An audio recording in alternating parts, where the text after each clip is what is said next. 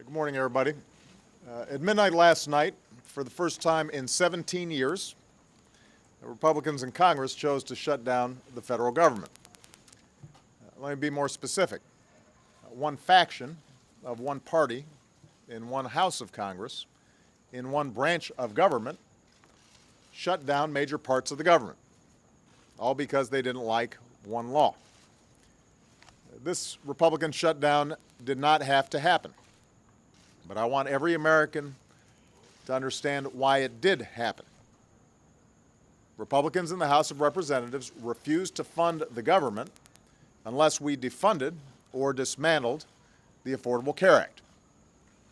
They've shut down the government over an ideological crusade to deny affordable health insurance to millions of Americans.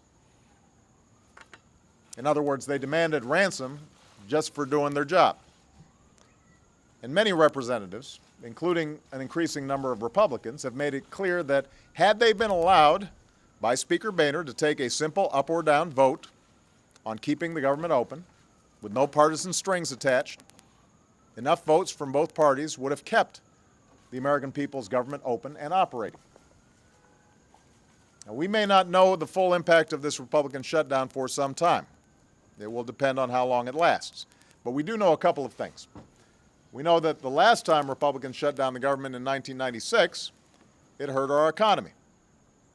And unlike 1996, our economy is still recovering from the worst recession in generations.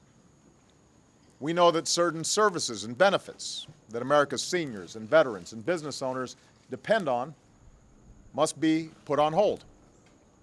Certain offices, along with every national park and monument, must be closed. And while last night I signed legislation to make sure our 1.4 million active duty military are paid through the shutdown, hundreds of thousands of civilian workers, many still on the job, many forced to stay home, aren't being paid, even if they have families to support and local businesses that rely on them. And we know that the longer this shutdown continues, the worse the effects will be. More families will be hurt, more businesses will be harmed.